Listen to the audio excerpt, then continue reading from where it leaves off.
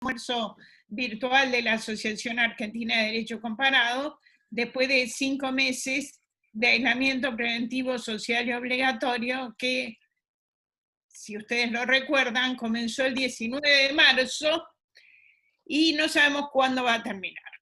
Espero que todos ustedes se encuentren bien, al igual que sus familias y personas allegadas que trabajan con ustedes. Las disposiciones del ASPO nos han impedido, lamentablemente, reunirnos presencialmente, pero hemos logrado dar continuidad a nuestros almuerzos virtuales mediante estas reuniones prácticamente cada 15 días. Y hoy tengo varias novedades para compartir con ustedes, pero me interesa sobremanera poner de relevancia una, que es la de la doctora Frida Armas, quien el 13 de agosto informó ante la Comisión de Relaciones Exteriores de Diputados sobre la ley de demarcación de la plataforma continental aprobada el 5 de agosto del 2020 y que confieso que yo ignoraba que se había aprobado. Esto está en YouTube y quizás después le pediremos a la doctora Armas que nos informe sobre ella. Y a su vez, el 18 de agosto, también la doctora Armas dio una conferencia en el Centro de Estudios Estratégicos para la Defensa Manuel Belgrano hacia un tratado de protección de la diversidad marina en aguas jurisdiccionales. Es decir, en esto seguimos avanzando a pesar de la pandemia. Y sin más, quisiera introducir a ustedes a alguien que es un caro miembro de esta asociación, que es el doctor Pablo Manini. Pablo es doctor y postdoctor en Derecho y tiene estudios de posgrado realizados en Estados Unidos, en Francia, en Italia, en Holanda y en España, y espero no olvidarme de algún otro país. Es autor y director de 24 libros y más de 200 artículos, y lo que es muy importante es que es subdirector de la carrera de especialización en Derecho Constitucional de la Universidad de Buenos Aires. Y en el año 2017 fue declarado personalidad destacada de las ciencias jurídicas de la legislatura de la ciudad de Buenos Aires. Y bueno, Pablo, sin más, les queremos escuchar sobre un tema muy importante en este proceso que estamos viviendo, que son los decretos de contenido legislativo en el derecho constitucional comparado. Pablo, gracias y te escuchamos. Bueno, buenas tardes a todos. Gracias por invitarme a exponer. Es un gusto y un compromiso hacerlo ante tan calificado público. La idea es analizar cómo funcionan los decretos de necesidad y urgencia en derecho constitucional comparado, especializándonos o focalizándonos en las constituciones anteriores a 1994, que fue el año donde se hizo la reforma constitucional, ¿verdad? No sé si ya están viendo la pantalla que comparto. Estamos viendo. Bien, Sí, bien. Pablo, tenés que poner slideshow. Voy a poner ahí. En la parte de abajo. Ahí está. Perfecto. Bueno, el análisis lo vamos a limitar, por razones de tiempo, obviamente, a las normas constitucionales. Porque si de cada país tendríamos que analizar también el funcionamiento jurisprudencial o el desarrollo legislativo del tema, tendríamos que dar un curso de unas cuantas horas, ¿verdad? Entonces, me quiero centrar en el tratamiento en el texto de las constituciones de este tema, para luego, al final, sacar algunas conclusiones. Entonces vamos a empezar. La primera constitución que se conoce, que trató el tema, fue la Constitución del Estado prusiano de 1850. A ver si me permiten un minuto, yo tengo que arreglar la pantalla de modo tal de poder ver la filmina. Ahí está. Al mismo tiempo que hablo, porque si no las caras de ustedes me lo tapaban. La Constitución del Estado prusiano de 1850 fue la primera, decíamos, en prever los decretos de necesidad y urgencia. Su artículo 63 decía que cuando así lo exija la seguridad pública o lo crítico de las circunstancias, podrán expedirse decretos que tendrán fuerza de ley si no se oponen a la Constitución y que deberán ser presentados a las cámaras en la reunión siguiente, si a la sazón no se hallasen reunidas. ¿Qué es lo que extraemos de esta norma? La causal de excepción, como está definida, que es la siguiente: cuando así lo exija la seguridad pública o lo crítico de las circunstancias. Un límite material que le ponen a la competencia del Poder Ejecutivo, que es que no se oponga a la Constitución, y un rudimentario mecanismo de control posterior. Digo rudimentario porque lo único que dice es que deberán ser presentados en las cámaras, pero no dice nada más. Vamos a ver después que otras constituciones sí aclaran algunos plazos o algunas competencias de las cámaras cuando revisan este tipo de decretos. Digamos así, fue el puntapié inicial. Fíjense que es una constitución anterior a la constitución histórica nuestra de 1853-60 y ya preveía el tema. La siguiente fue la constitución austríaca de 1920, esa constitución prácticamente redactada por Hans Kelsen, que fue la que introdujo el control concentrado de constitucionalidad, y tenía una pormenorizada regulación de los decretos de necesidad y urgencia. Primero hay una regla general, parecido al 99, inciso 3 de nuestra Constitución. El conjunto de la actividad administrativa estatal solo se podrá ejercitar en virtud de lo establecido en leyes. Esta es la regla general. Así como nuestro 99, inciso 3 dice que le queda prohibido al presidente dictar decretos legislativos. Luego viene la excepción. En el inciso 3 de la misma norma, dice cuando es necesaria la requiera una resolución del Consejo Nacional para evitar un daño público e irreparable para la colectividad, en un momento en que no esté reunido el Consejo Federal, no se pueda reunir a tiempo o se encuentre impedido por fuerza mayor en su funcionamiento, recién ahí podrá el presidente federal, a propuesta del gobierno, es decir, el gabinete, bajo la responsabilidad suya y la del gabinete, acordar dichas medidas mediante decretos transitorios de modificación de las leyes. Los decretos en cuestión requerirán el refrendo del gobierno federal.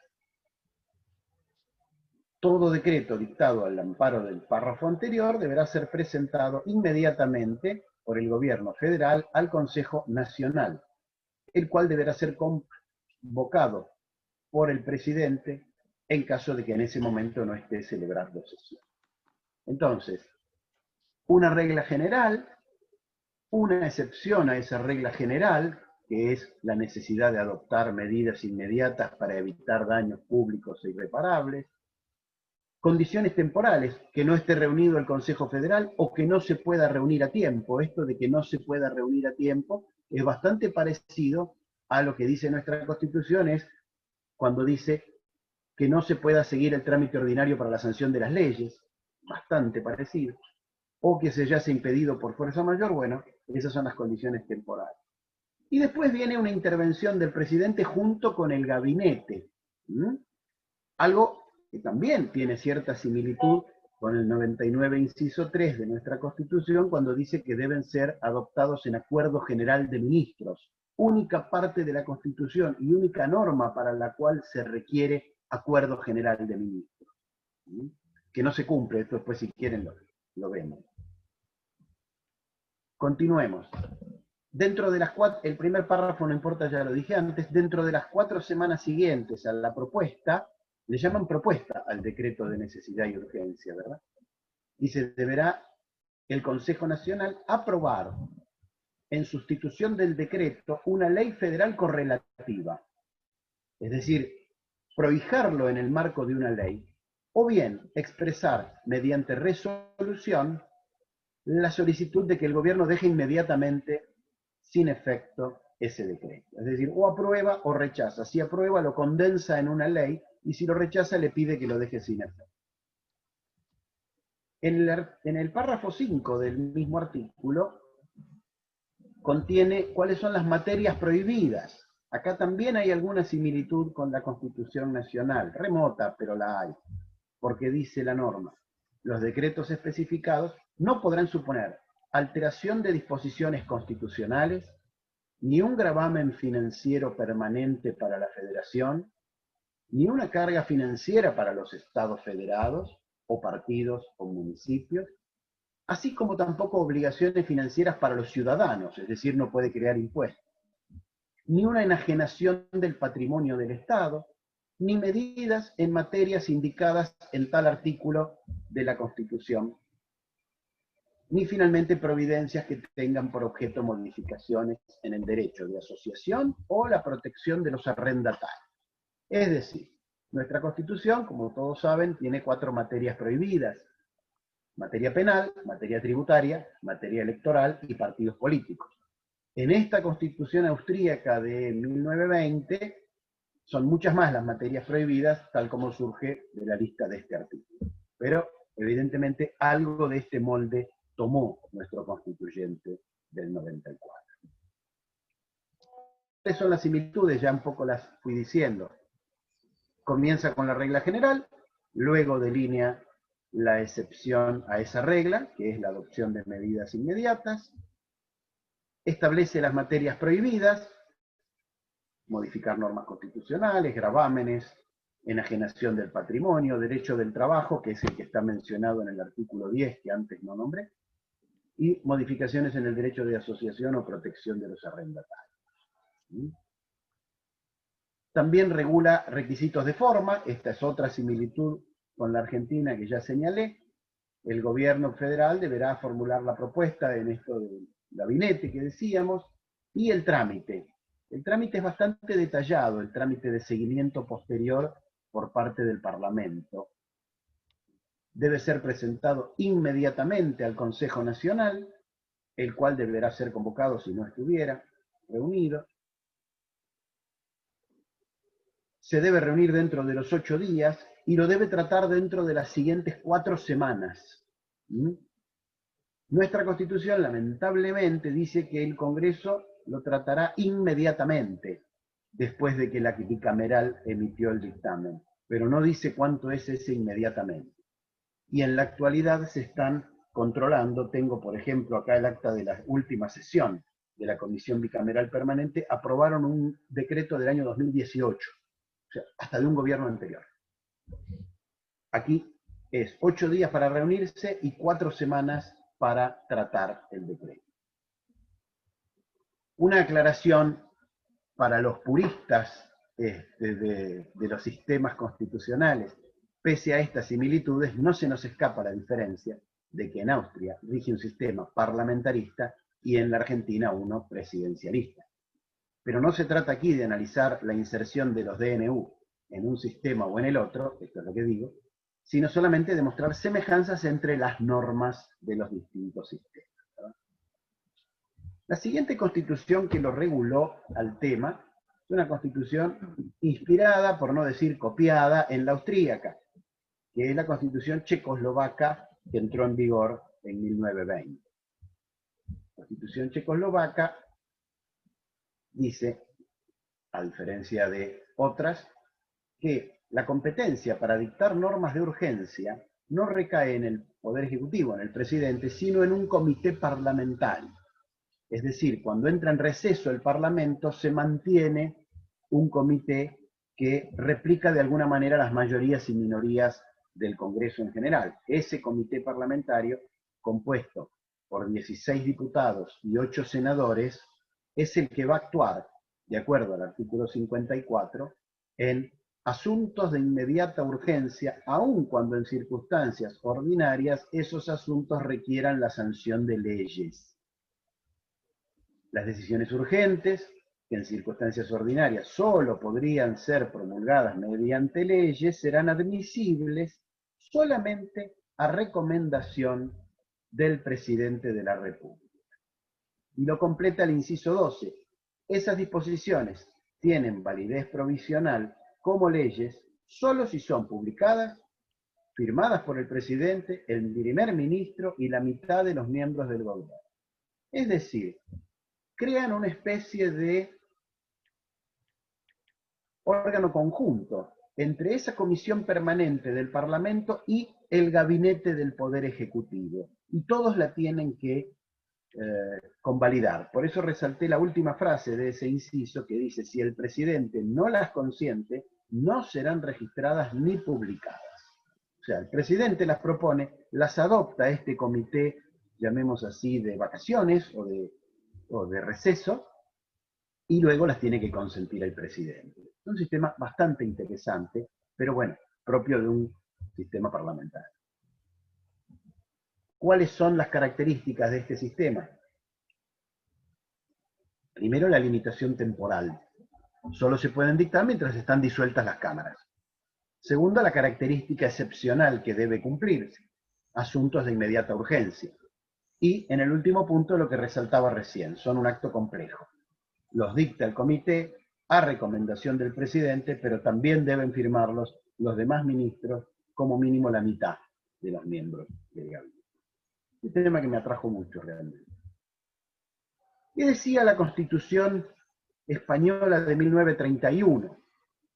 Sé que no es el mejor ejemplo, la Constitución española del 31 en cuanto a democracia y a división de poderes, pero bueno, el artículo 76 permitía al presidente ordenar las medidas urgentes que exija la defensa de la integridad o seguridad de la nación, dando inmediata cuenta a las Cortes. Como vemos, el enunciado es bastante parecido en varias constituciones, ¿no? Medidas urgentes, seguridad, integridad, inmediata cuenta al órgano legislativo.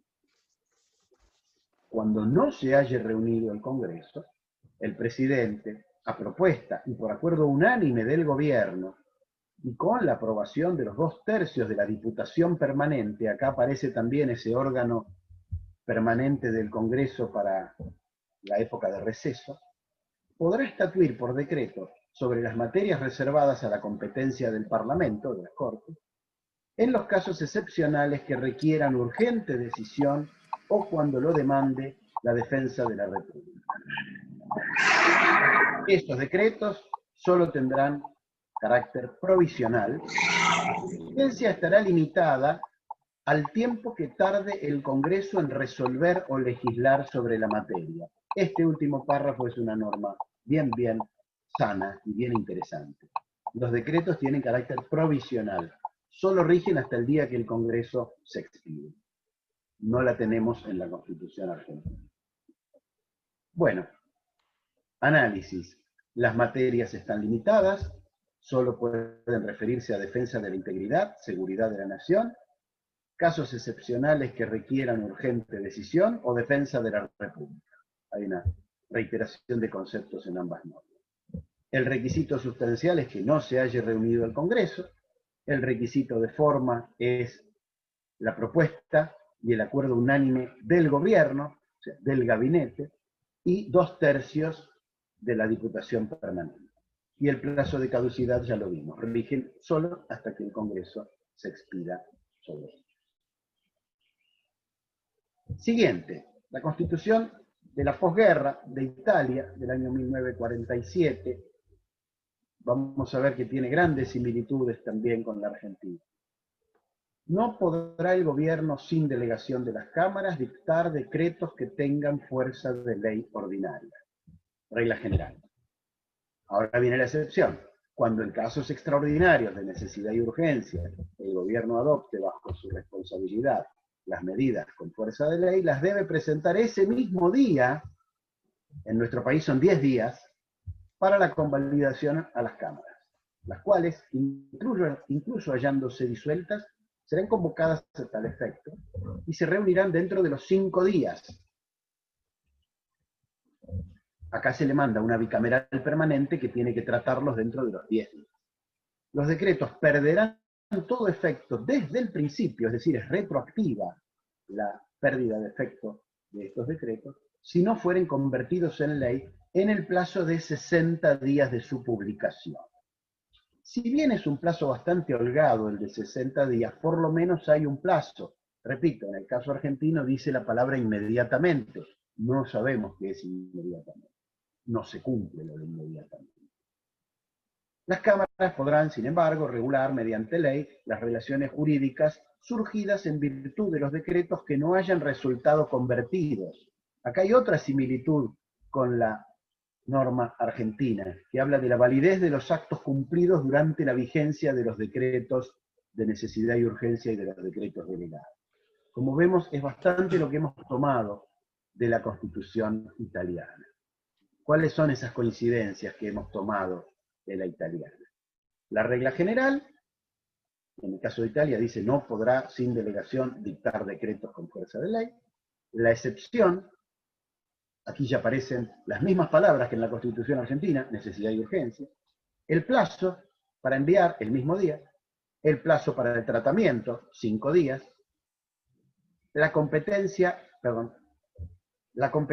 al Parlamento para anularla también es una coincidencia con la Argentina.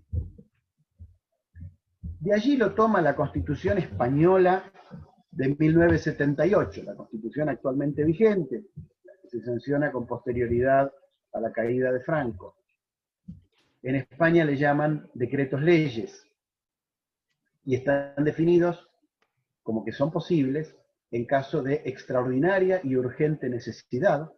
El gobierno podrá dictar disposiciones legislativas provisionales. Es una lástima que no hayamos tomado esto de la palabra provisional, que ya vemos 3 constituciones en las cuales se utiliza, que no podrán afectar el ordenamiento de las instituciones básicas del Estado, los derechos, los deberes y las libertades de los ciudadanos, el régimen de las comunidades autónomas, ni el derecho electoral.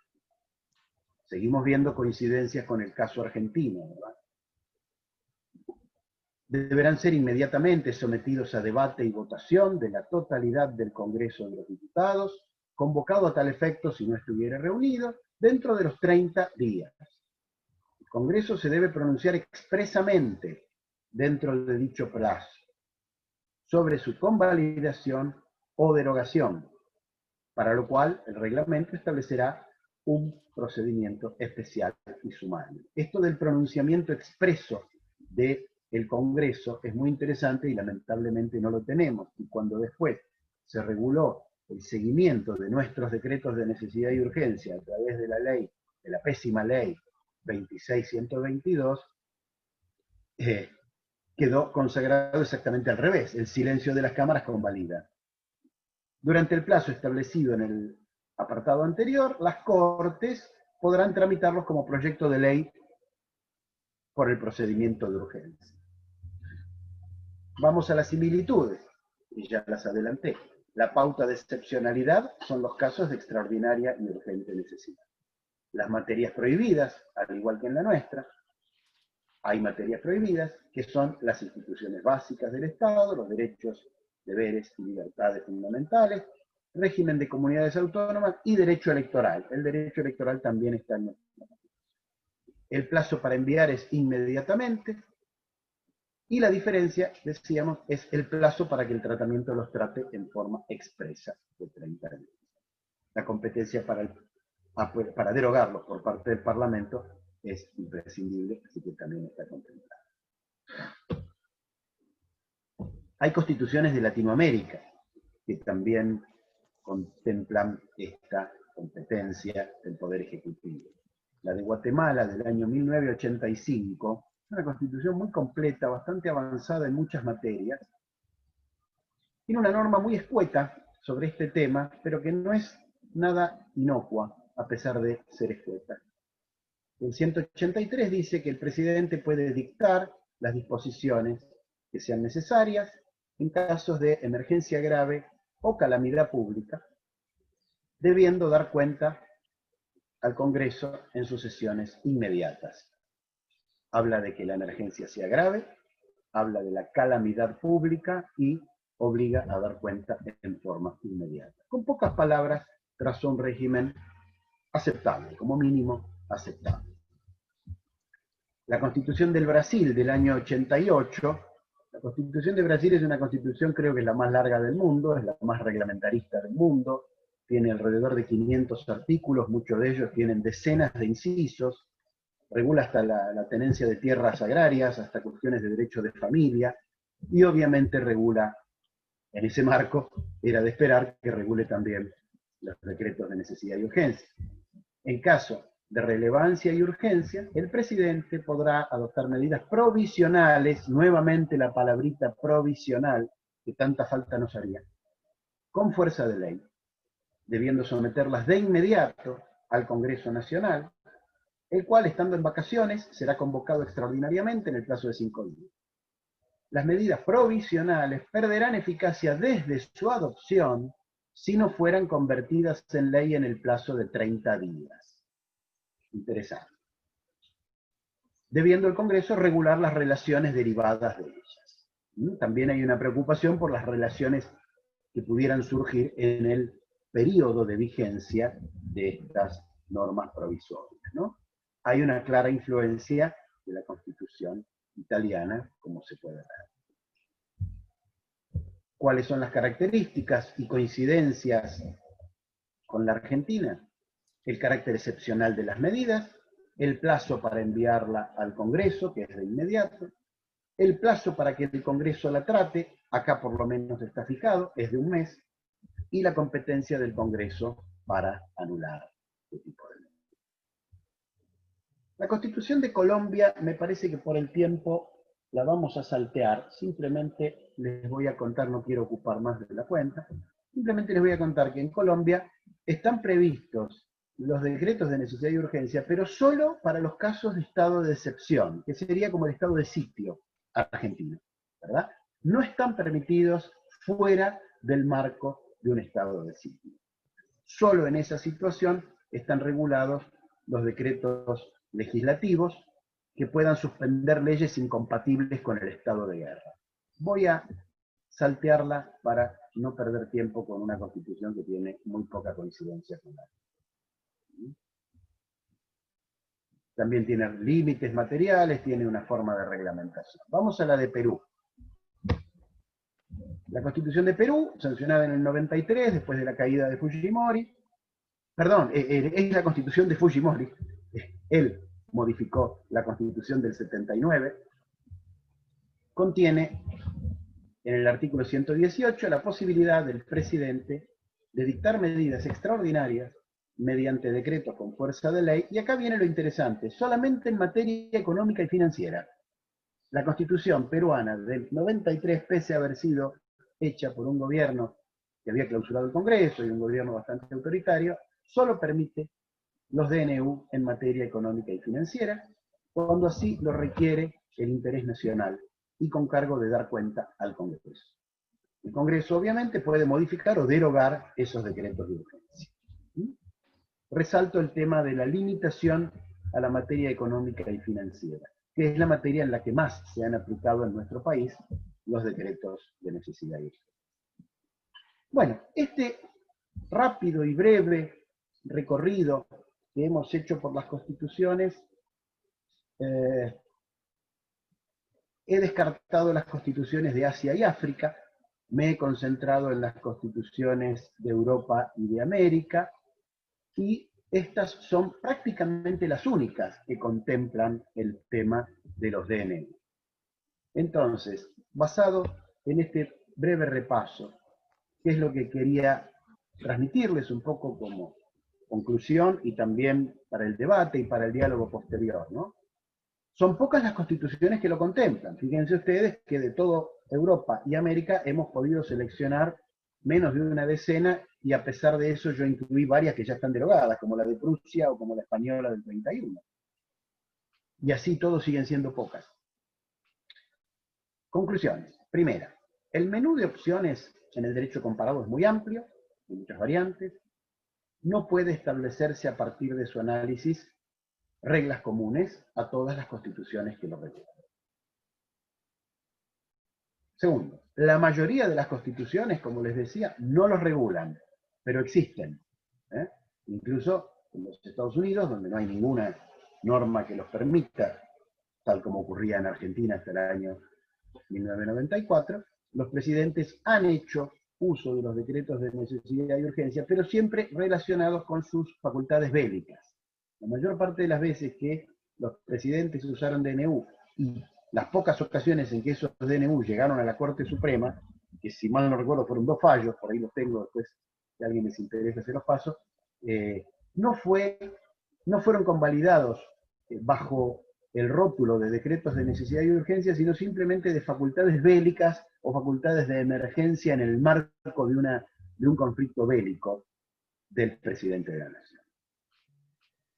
Tercera conclusión o apreciación: la mayoría de las constituciones que los contemplan pertenecen a sistemas parlamentarios y no a sistemas presidencialistas, la gran mayoría. Otra coincidencia, cuarta observación, es que todas las constituciones que los permiten prevén su remisión inmediata al Poder Legislativo para su control posterior.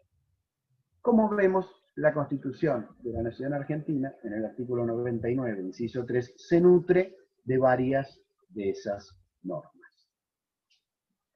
En definitiva, ¿qué es lo que concluyo de este estudio comparado, repito, limitado al texto de las constituciones, y para hacerlo más completo faltaría un estudio de la jurisprudencia?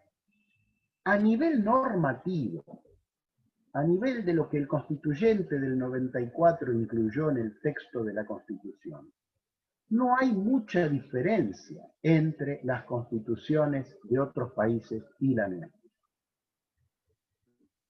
¿Por qué digo esto? Porque generalmente se cargan las tintas o se le echa la culpa de todo lo que nos pasa o de todos los males que tenemos en la Argentina al texto de la Constitución del año 94.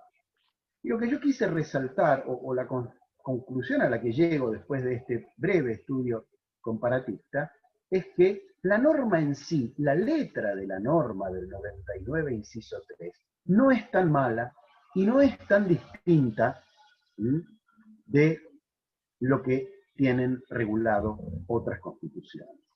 ¿Podríamos mejorarlo al artículo 99, inciso 3? Sin duda.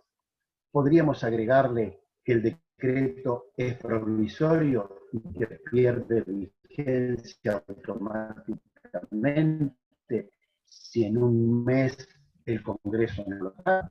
Podría decir que es a plazo, es decir, además de los 10 días que tiene el jefe de gabinete para mandarlo a la bicameral, y además de los 10 días que tiene la bicameral para dictaminar, podríamos haberle puesto un plazo a las cámaras para que lo traten. La Constitución dice inmediatamente, la ley 26.122 de alguna manera desdibujó ese inmediato. En silencio del Congreso, la norma cae. Eso se puede poner perfectamente en la ley 26.122, pero no está. En definitiva, no es tanto un defecto de redacción, a mi modesto entender, del 99, inciso 3, sino que es una muy mala reglamentación por la ley 26.122 y, por supuesto, un exceso en el uso. En mi opinión, es una herramienta más de las que brinda la Constitución. Y puede ser utilizado bien o puede ser utilizado mal. Puede ser utilizado con self-restraint, como dicen los americanos, es decir, con autorrestricción de parte de los ejecutivos, o puede ser utilizado para que el ejecutivo se transforme prácticamente en un dictador o en un monarca. No es tanto la norma, sino también el uso de la norma el que debemos comprobar. Hasta aquí llego, esta es mi exposición, por supuesto quedo abierto a comentarios, y tengo algunos datos, si quieren, de estos últimos meses de la bicameral. Si alguno después interesa, lo vamos a charlar. Gracias. Muchísimas gracias, Pablo. Un aplauso, aunque sea virtual. Para tu fundada y documentada exposición. La verdad es que has hecho un trabajo de recolección fantástico y quedamos entonces abiertos a las preguntas que le quieren hacer al doctor Manili.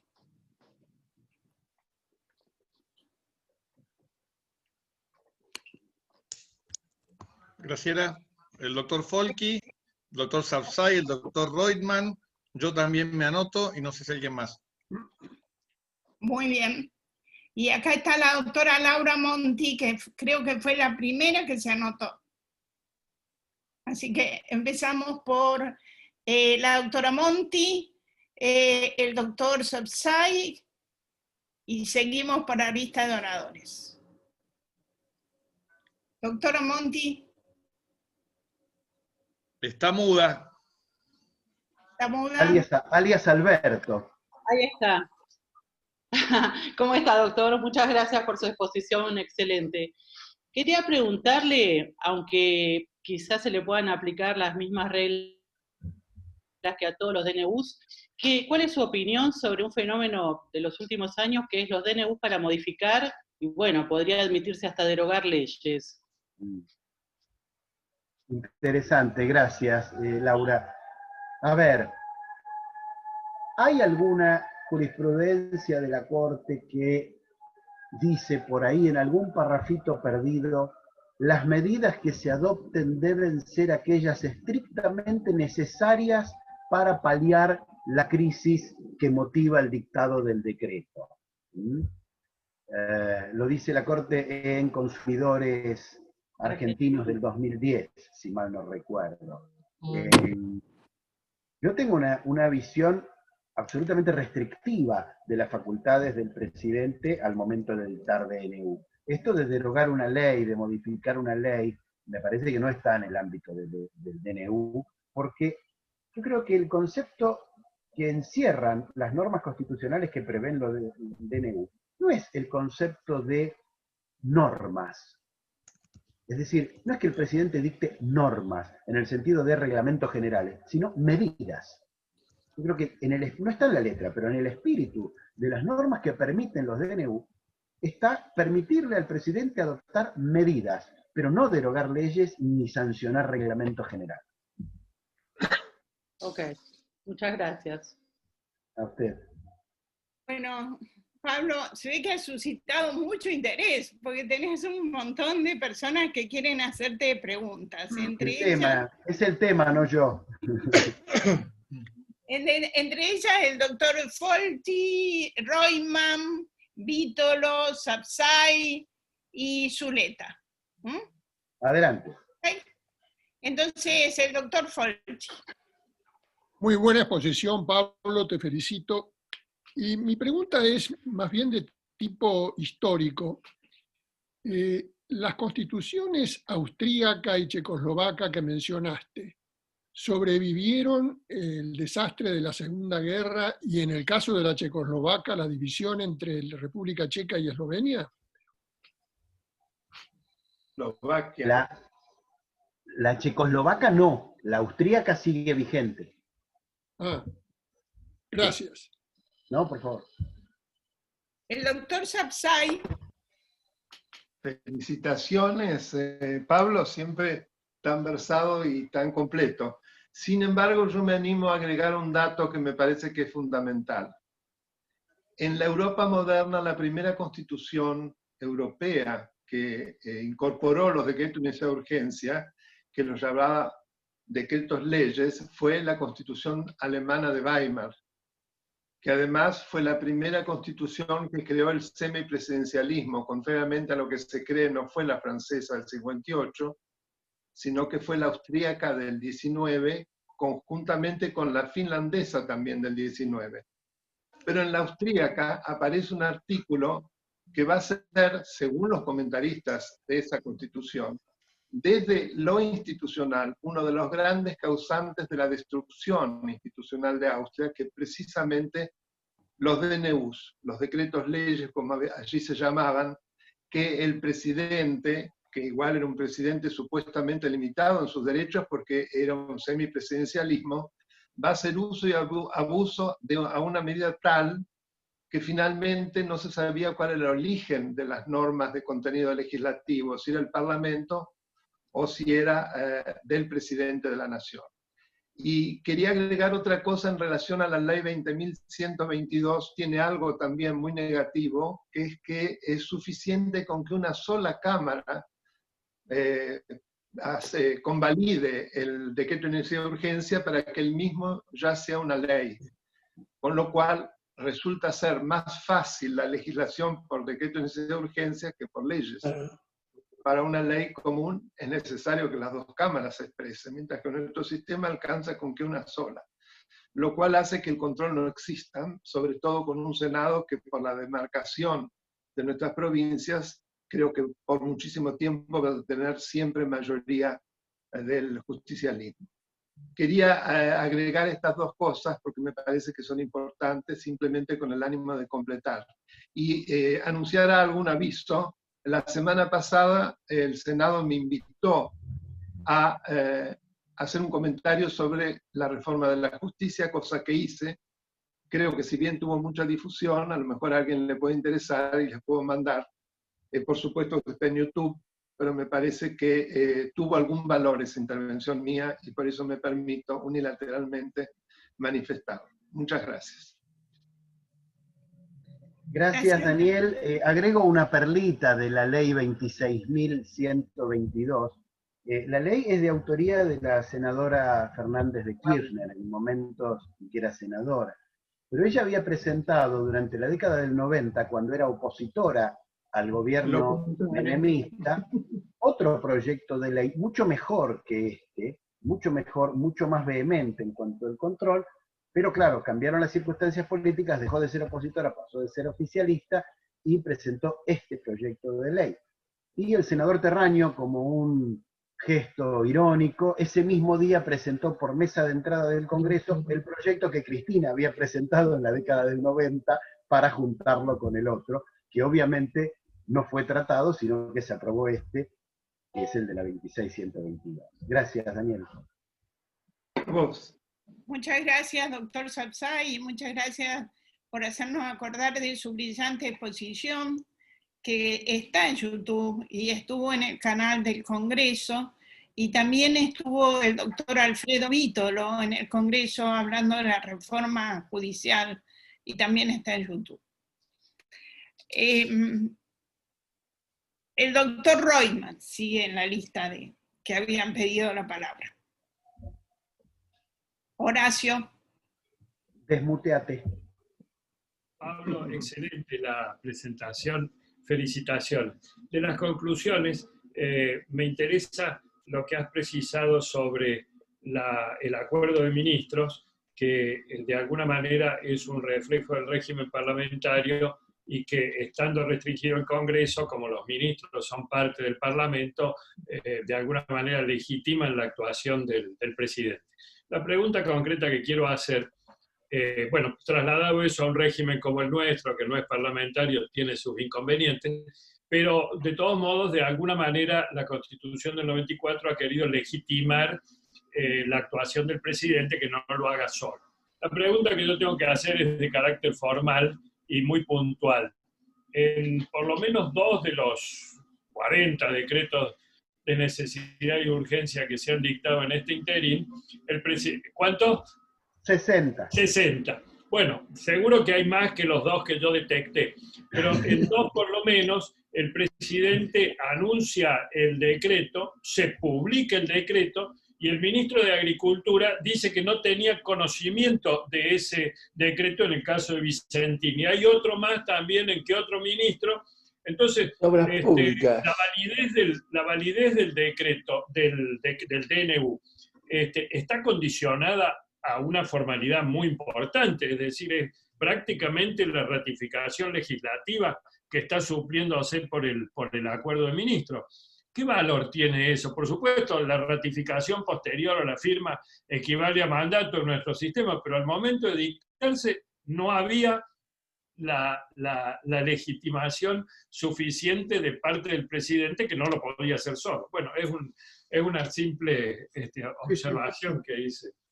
Gracias, Horacio. Yo entiendo que lo que está marcando el 99, inciso 3, es una formalidad que hay que tomarla en serio y que no se toma en serio en nuestro país. Si dice acuerdo general de ministros, no dice que lleve la firma de ministros, ni dice que lleve el refrendo de ministros, como sí dicen otras normas. Dice acuerdo general de ministros. Por lo tanto, me parece que la no existencia de acuerdo general de ministros es una causal de nulidad del decreto. Lo que se quiso hacer, obviamente, está acompañado con el resto de los institutos de la reforma, el jefe de gabinete de ministros, tratar de asemejar a esos ministros que no tienen nada de parlamentarios, tratar de que se parezcan por lo menos en la pinta, digamos así, a los ministros del sistema parlamentario, que como vos bien dijiste, son congresistas en un sistema parlamentario los ministros. Aquí no, aquí son secretarios del presidente. La respuesta sería, es causal de nulidad. Hubo un caso en la década del 90 que un decreto de necesidad de urgencia del menemismo recortaba los fondos de la educación. Y la ministra de Educación, que era la licenciada Susana de Cive, no lo quiso firmar. Entonces la mandaron en comisión afuera, delegó la cartera en otro ministro, el otro ministro firmó y salió el decreto. Y hay otro ejemplo, que fue en el año 2010, con el Fondo del Bicentenario. Ustedes recordarán que por decreto se utilizaron fondos del Banco Central para pagar deuda externa. En aquella época nos quejábamos de eso, después lo que vino fue peor, por decreto se tomaba deuda externa, ¿no? Pero bueno, cuando sale ese decreto, que era el decreto 2010 del año 2009, parece un juego de números, pero no lo es, decreto 2010 del año 2009, una jueza, la jueza Sarmiento, decreta una cautelar para paralizarlo. La presidenta, el día que abrían las sesiones ordinarias del Congreso del año 2010, deroga el decreto que tenía una cautelar y dicta uno prácticamente idéntico, y en todos los medios salió que los ministros pasaban por la Casa Rosada a firmar ese decreto. Y está publicado. Llega el ministro tal a firmar el decreto, y lo entrevistan. ¿Y usted a qué viene? Yo vengo a firmar el decreto del traspaso de los fondos, dice. Es decir, quedó plasmado que no hubo acuerdo general de ministros, que se violó el 99 inciso 3, y que ellos simplemente pasaban a firmar, como si fuera el acta del Club del Barrio, que la sesión de la comisión directiva después paso y la firmo, ¿no? Gracias, Horacio. Es el desprecio que tenemos por las normas, es la anomia que nos caracteriza. Acá hacemos una regla y la regla es violarla. Muchas gracias, Horacio. Tenemos entonces al doctor Vítolo, al doctor Zuleta, al doctor Marzorati y a la doctora Laura Monti, que quiere hacer una agregado. Bueno, gracias, Pablo. Muy completo, muy interesante. Yo quiero hacer dos apostillas y una discrepancia. Las apostillas completando temas que vos dijiste a propósito que ibas a dejar afuera, pero creo que son en este aspecto relevante. El primero, que Alberdi, en las bases, ya hace referencia a los DNU cuando critica la Constitución de Paraguay, llamándola aborrecible, con esta terminología tan casi onomatopéyica, ¿no? del placer que tenía por esto, porque casualmente la Constitución de Paraguay el presidente de Paraguay podía dictar DNU cuando se le daba la gana, conforme a emergencias que él mismo veía. El segundo elemento es que no al divino botón la gran mayoría de los argentinos somos italianos que hablamos español, porque frente a las limitaciones italianas, lo que hacía el presidente italiano y el primer ministro era repetir los DNU antes de los 60 días para que no quedaran vinculados, hasta que la Corte Constitucional le dijo en el año 2000, no se puede repetir un DNU que no es ratificado.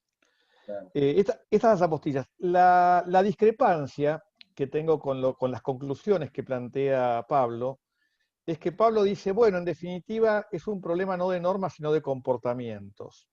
A ver, sí, coincido con esto, pero creo yo, y acá sí marco una irresponsabilidad del constituyente del 94, que no encontraron los consensos políticos y dejaron una figura abierta para permitir los disparates que tenemos hoy en día. Porque la realidad es que la Constitución marca los pactos que queremos sacar del régimen de mayorías circunstanciales.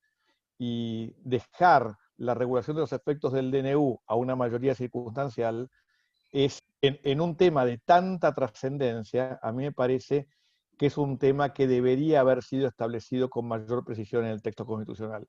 No me parece que un texto... A ver, el decir que como nuestra Constitución responde a lo mismo que dicen otras, cuando las tradiciones políticas son diferentes, esto es como ir a comprar un traje según como vemos que le queda al mejor modelo, ¿no? Seguramente cuando nos queda a nosotros nos queda distinto.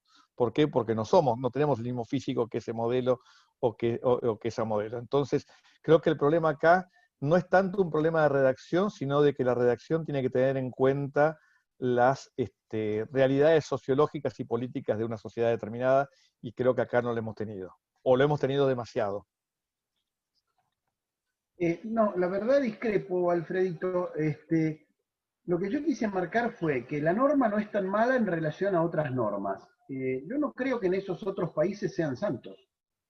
No creo que en esos otros países todos los gobernantes sean absolutamente respetuosos de las normas. Siempre va a haber alguna transgresión. El tema es que el constituyente llegó con el consenso hasta ahí. Y se reguló en la norma constitucional hasta donde hubo consenso.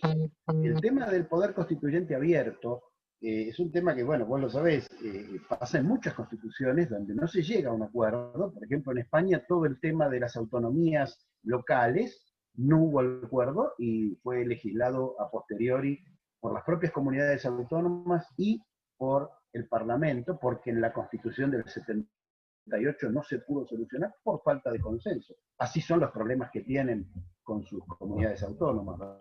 Pero si no hay consenso, no hay consenso, y se llega en la norma constitucional hasta donde se puede llegar. El análisis que yo quise formular fue decir, la norma no es tan mala. ¿Podría haber sido mejor? Sí, desde ya. Pero bueno, te agradezco, Alfredo, la observación. Gracias, Pablo. Todas las normas son perfectibles y todo depende mucho de los hombres que la aplican. Tenemos al doctor Zuleta. Pablo, felicitaciones por tu presentación, siempre tan completa. Me gustaría plantearte un tema y ver cuál es tu reacción, tu visión. Gran parte de la discusión sobre esta cuestión de los decretos de necesidad de urgencia y normas equivalentes se planteó en los años 90, donde había procesos de transición democrática todavía vivos, incluso los europeos estaban armándose, estaban articulándose. Y me parece que ponían el centro en el riesgo o en el peligro que representan los presidentes. Los excesos del presidencialismo, el estado administrativo, los abusos, la desmesura, la inseguridad de estos reyes que venían y que había que ponerles límites a las indudables presiones que planteaba el sistema la actividad de los presidentes. Pero yo creo que desde el año 2000 para acá, y que han pasado 20 años, los riesgos mayores están en los parlamentos. Los parlamentos han dejado de ser una especie de escenario de racionalidad donde impera una inteligencia deliberativa y se producen acuerdos y diálogos y encuentros y vamos a decir, funciona como una especie de control de racionalidad. Que la razón jurídica estaría en los congresos y los presidentes serían una especie de locos que están en los búnkeres tratando de avanzar. Pero yo creo que estos últimos 20 años, por lejos, la cuestión está en los congresos, por dos cosas, o tres o cuatro, o muchas más. Una de ellas es que los congresos han dejado de representar al pueblo de la nación, a ciudadanos activos, autónomos, independientes, que razonan y que dialogan. Están ocupados por partidos políticos. Y cuando desaparecieron los partidos políticos, están ocupados por verdaderas facciones de los partidos que ocupan mayorías y minorías y que no negocian nada. Todo eso van al Congreso, digamos, a confrontar. Agregado, los sistemas electorales, entre ellos los balotajes y una serie de modificaciones de estos últimos 20 años, han hecho que los congresos estén empatados. A lo más, pueden no estar empatados, mayoría y minoría, puede haber otros sectores que venden o negocian en los márgenes para ayudar que la suma final, la aritmética final, beneficie a uno u otro. Incluso cuando hay cierta evidente, casi te diría, hegemonía por unos partidos por otros, la representación política equipara, hay empates en los congresos. Y son empates, insisto, no de partidos, sino de facciones de los partidos.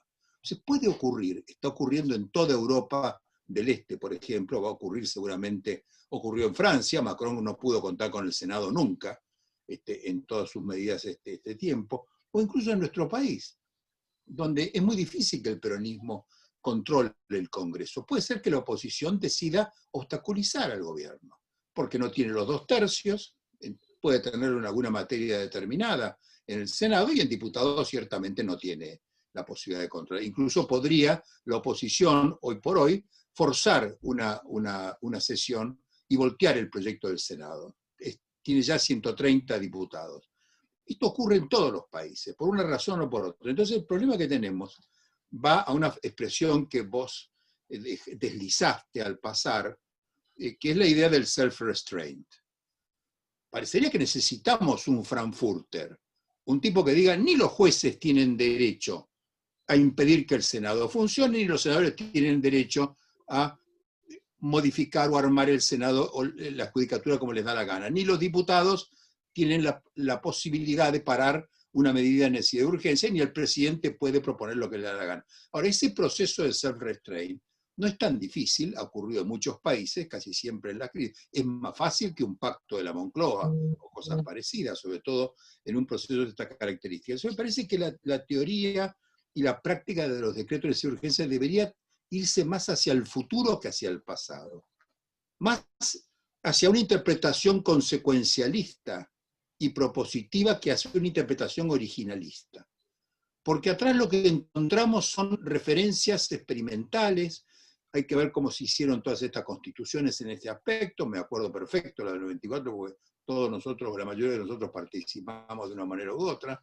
Tenía mucho de experimentalismo y de copia y de hibridación. Había muy poca idea. Había una constitución que había que decir algo hacia el futuro, porque lo que se discutía en otras cosas. Yo me parece, no sé cómo ves, cómo llevar la doctrina, no solo la constitucional, sino la administrativa y la jurídica en sentido general, más hacia el futuro y hacia el cambio, que creo que es irreversible en los procesos de representación política, de participación, de toma de decisiones, más hacia el futuro que hacia atrás. Porque atrás nos vamos a encontrar con una especie de, vamos a decir, silogismo, con normas que han perdido fuerza, que fueron dictadas en otras condiciones, y nos vamos a encontrar con hechos que están siempre estereotipados o armados a efectos de producir una conclusión que ya se prevé. Nos encontramos con sofismas, de un lado y de otro lado.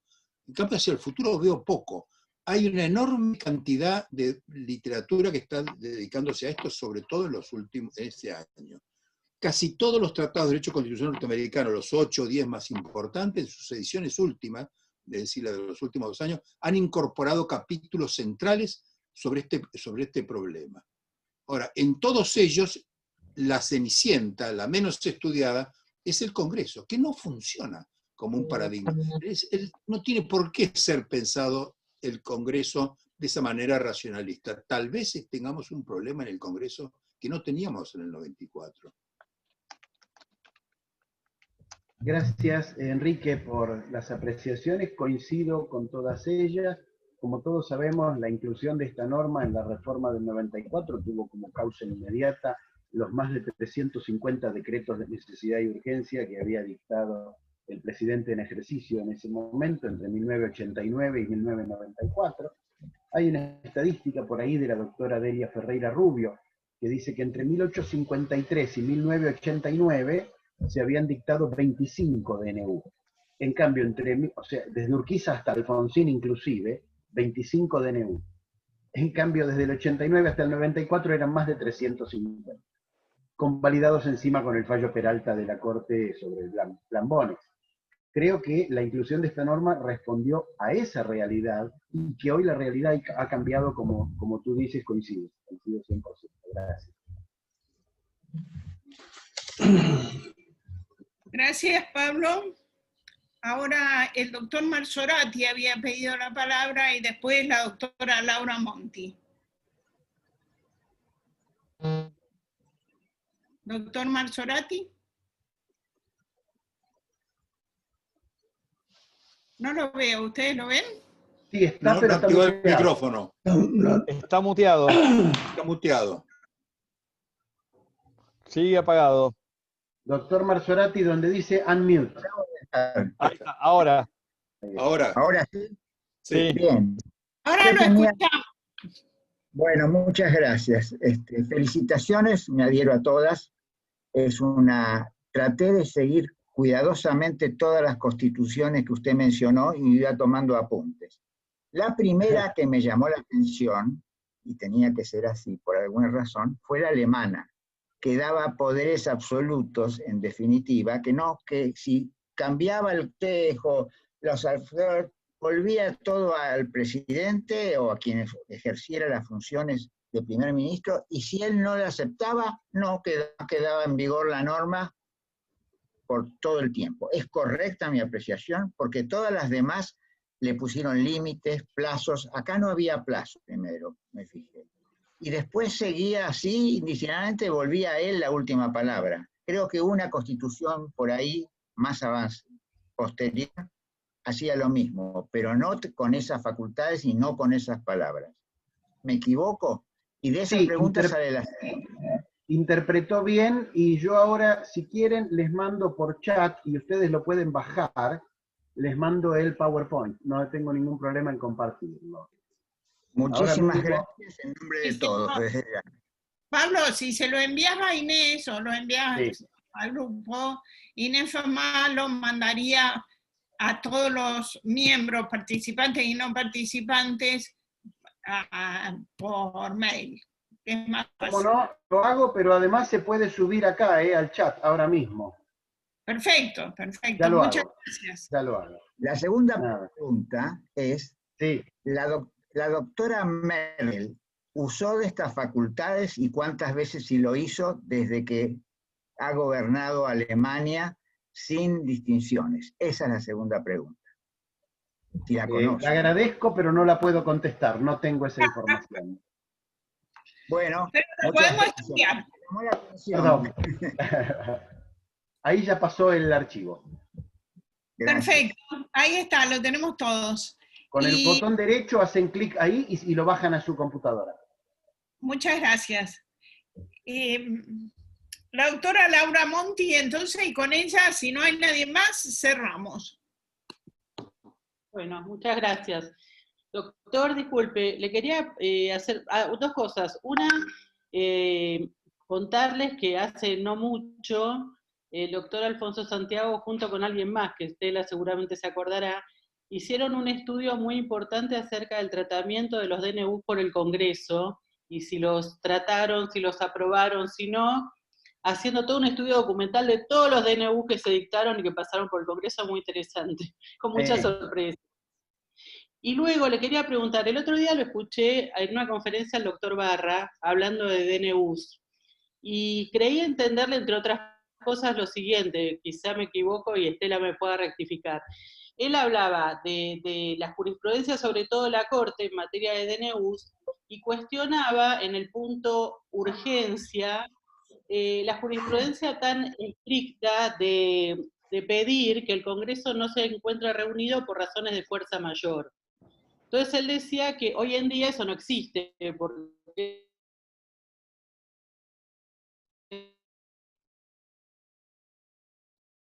eso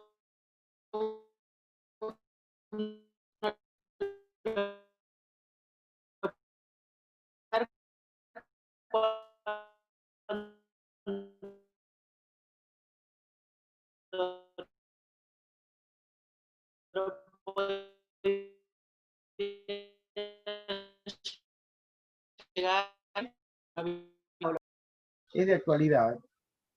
Se han sancionado en el gobierno actual 60 decretos de necesidad y urgencia. 60. 6 en ¿60? ¿Qué año, Pablo? ¿O 60 en el 6, año? ahí voy, sí. 6 en 2019, 16 antes de la pandemia y 40 y pico el resto. Digo y pico porque el dato es de hace 5 días, quizás en estos 5 días cambió el número, ¿verdad? Pero para redondear, 6 en 2019, 16 antes de la pandemia y 45/50 después de la pandemia. Esos DNU, eso incluye DNU y delegados, perdón. Después de la pandemia, de los 45 decretos legislativos, 35 son DNU y 10 son delegados. Ahora, ¿cómo trabajó la bicameral permanente de seguimiento? Tuvo 5 reuniones. Una el 28 y 29 de abril, porque hubo corte intermedio. Otra el 18 de mayo. Otra el 26 de mayo. Otra el 14 de julio. Y otra el 3 de agosto. Digamos, convengamos que no se reunió muy seguido, que digamos, ¿no? En la primera, en la de abril,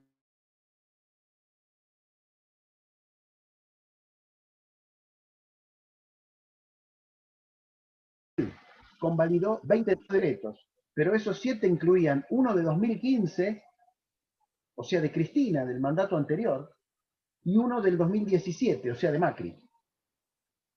En la del 14 de julio, convalidó 9 decretos, de los cuales solo 3 eran post-pandemia. El resto eran sobre la Agencia Federal de Inteligencia, sobre el ente regulador de la electricidad, ente del gas, otras materias. Y el 3 de agosto convalidó uno, que es el de Vicentín. Es decir, tenemos 60 decretos dictados, pero solo 43 han sido tratados por la bicameral. Y de esos 43 habría que restar unos 10 que son de periodos anteriores. Para no complicarlo, 60 decretos dictados, 30 analizados por el Congreso. Este número sería la síntesis de todo, ¿no? 60 decretos legislativos, incluyendo DNU y delegados, de los cuales solo 30 fueron tratados por la bicameral. De esos 30, que son la mitad, solo la mitad después fue tratado por el Pleno de las Cámaras, porque el dato que les estoy dando es de la bicameral. Entonces, 60, 30, 15. Poco. Ese es el número que quería transmitir. Poco, ¿eh? Poco. Pablo. Teniendo mayoría el Congreso, el gobierno en ambas cámaras, ¿no? Esto es lo curioso. Graciela, ¿me dejas hacer una pregunta, Pablo? En ese análisis, Pablo, ¿vos te fijaste?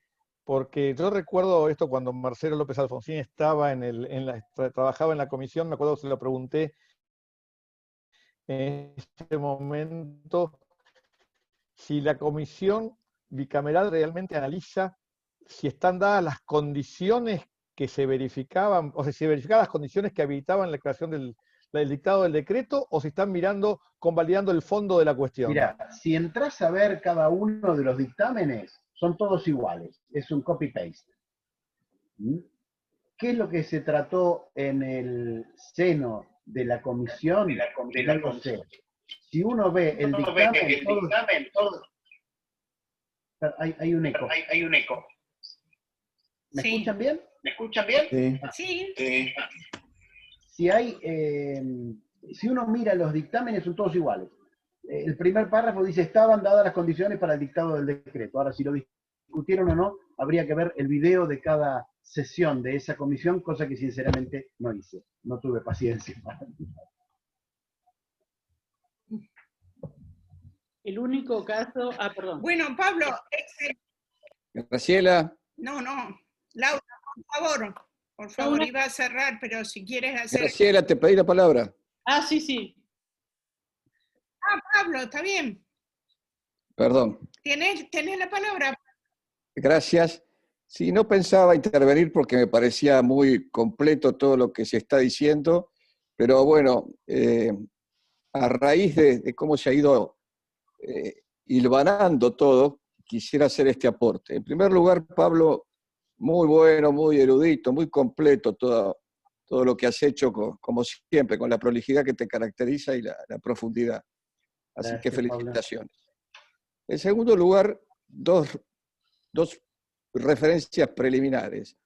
Personalmente, no estoy de acuerdo con que nuestra Argentina alguna vez cambie su sistema hacia el parlamentarismo. Creo firmemente que nuestro régimen histórico actual y futuro debería ser el presidencialismo, pero justamente por eso, y porque estoy convencido de que tenemos que tener una presidencia fuerte, también tiene que estar fuertemente controlada y moderada. En ese sentido, creo que la combinación de los artículos 99, inciso 3, 76, 80 del 94, en materia de DNU, decretos delegados y promulgación parcial de leyes, son por lo menos lamentables en esto del fortalecimiento. Entiendo, Pablo, lo que decías cuando no hay que cargar sobre la letra. Está bien lo que señalás. Lo que ocurre es que esta prohibición, que inmediatamente después en los 3 casos se transforma en permisión, en el modo que ha quedado abierta la posibilidad de la reglamentación, nos lleva a lo que nos ha llevado. En materia de DNU, esta lamentable ley que tenemos, que como decía Daniel, permite legislar sin el Congreso, y que para lograr lo que debió darse en un momento exige una reforma constitucional, porque dudo mucho en nuestro régimen de hecho, de facto, no de facto en el sentido anticonstitucional, sino en la Constitución material, el presidente con mayorías de ninguna manera va a permitir que esta ley se modifique, salvo un presidente estadista que gobierne más allá de la próxima elección y para la próxima generación. Así que soy muy escéptico en ese sentido.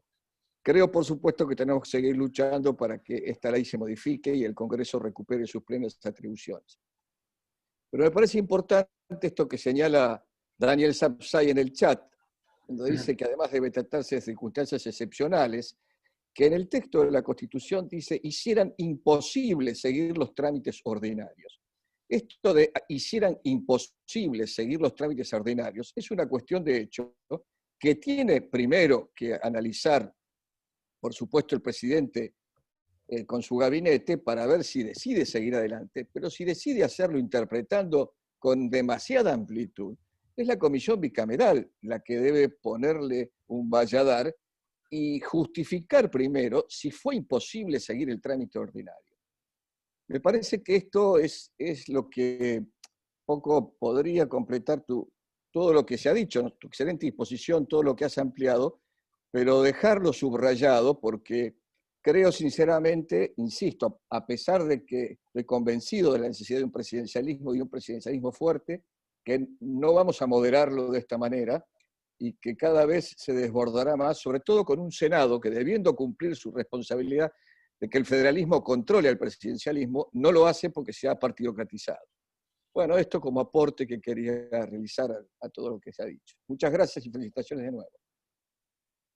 Gracias, Pablo, por tu intervención. En ningún momento yo propuse ningún sistema parlamentarista. Yo soy No, que está claro. tenemos que ser presidencialismos porque nuestra Constitución es una Constitución tradicional historicista, como decía Vidal Campos, arraigada en las tradiciones argentinas, y esas tradiciones, nos gusten o no nos gusten, son presidencialistas y no parlamentaristas, ¿no? Está claro. Y sí, en cuanto a lo que decía Daniel en el chat del texto del artículo 99, les voy a leer un parrafito de cómo la Corte interpretó esa imposibilidad de reunir al Congreso y de seguir el trámite ordinario. La Corte dijo: cabe destacar de plano, como inequívoca premisa, los criterios de mera conveniencia del Poder Ejecutivo, que, por ser siempre ajenos a circunstancias extremas de necesidad, no justifican nunca la decisión de su titular de imponer un derecho excepcional a la nación en circunstancias que no lo son. El texto de la Constitución no habilita a elegir discrecionalmente entre la sanción de una ley o la imposición más rápida de ciertos contenidos materiales por medio de un decreto. Esto lo dijo en tomo 338, página 1048. Interpretando el parrafito de eso y de que sea imposible seguir el trámite ordinario. Muy bien. Gracias. Gracias a vos. Gracias, Pablo. Y bueno, para cerrar, Laura Monti quería decir algo, si no me equivoco.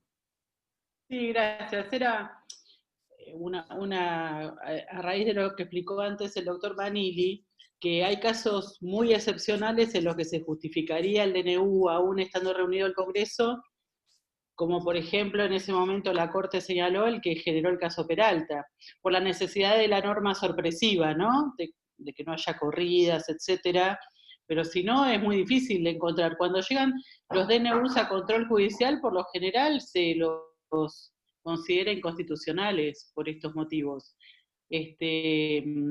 No conozco casos de planteo, por lo menos a nivel corte, de planteo de inconstitucionalidad de DNUs que hayan sido rechazados.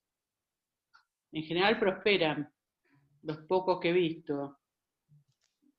Pablo, muchísimas gracias, Laura. Gracias. ¿A vos te parece que en este momento están dadas las condiciones para seguir legislando por DNU en razón de la pandemia? La pregunta del millón. Ahí tenemos que ir un poco a las fechas, ¿no? Yo creo que el primer DNU, que es el del 19 de marzo... el 279, 279. 297, si mal no recuerdo, pero no importa. Bueno, el primero, el que implantó la cuarentena, yo creo que ese estaba justificado. Y creo que pocas veces en la historia argentina un DNU estaba tan justificado como en esa circunstancia. Pero esto es 19 de marzo. No nos olvidemos que la Corte Suprema se expide en la consulta que le hizo la presidenta del Senado el día 24 de abril. A partir de ahí, las cámaras tuvieron de alguna manera el visto bueno para reunirse, pero recién se reunieron el 13 de mayo. Entonces yo diría, para contestar concretamente tu pregunta, Graciela, el primero pasa. Bien. Los dictados entre el 19 de marzo y el 13 de mayo, que empezó a reunirse el Congreso y que estaba la duda respecto de la pandemia, el aislamiento, si la hacemos presencial, si la hacemos virtual, bueno, hay que mirarlos con lupa. Puede ser como no. Después del 13 de mayo, me parece que el tema tendría que haber terminado. Lo quisiera dividir así en 3 periodos, ¿no? El primero, lo comparto, en el medio estudiemos cada uno por uno, y después del 13 de mayo me parece que ya está. Ya el Congreso estaba en sesiones. Es más, sesiones virtuales que pueden ser mucho más rápidas que las sesiones presenciales. Con lo cual el trámite para la sanción de las leyes se aceleró muchísimo con la sesión virtual, ¿verdad? Gracias por la pregunta, Graciela. Gracias, Pablo, por toda tu brillante exposición y por sobre todas las cosas, por todos los datos que nos has aportado y por toda la preocupación que nos has dejado sembrada. Porque ahora viene la segunda etapa de los DNU, dado que hay DNU que se dictaron por 6 meses, como los de la prórroga de los contratos de locación y la prórroga de las hipotecas y prohibición de las ejecuciones hipotecarias, que es el decreto, el DNU 319 y el 320, que vencen en septiembre, y que probablemente se prorroguen. Entonces vamos a seguir legislando por DNU en cuestiones económicas tan graves como estas. Como verás, has dejado sembrado una mayor preocupación de la que teníamos antes, pero también un mayor conocimiento. Así que muchas gracias y muchas gracias a todos ustedes y les deseo que sigan bien de salud y nos volvemos a ver para el 21 de septiembre seguro. Les recuerdo que va a estar una jurista rusa que consiguió que viniera la doctora Alejandra Rodríguez Galán, que habla español, y que me parece que son esos lujos que nos podemos dar durante la pandemia, que difícilmente la tendríamos presente entre nosotros, por lo tanto, sería muy bueno que lo aprovecháramos. Intermedio, el doctor Pablo Palazzi nos va a hablar del problema de los buscadores de Internet, que hoy, más que nunca, presentan aristas que son necesarias tratar, justamente quizás por lo dependiente que somos de las maneras virtuales y de las maneras lejanas.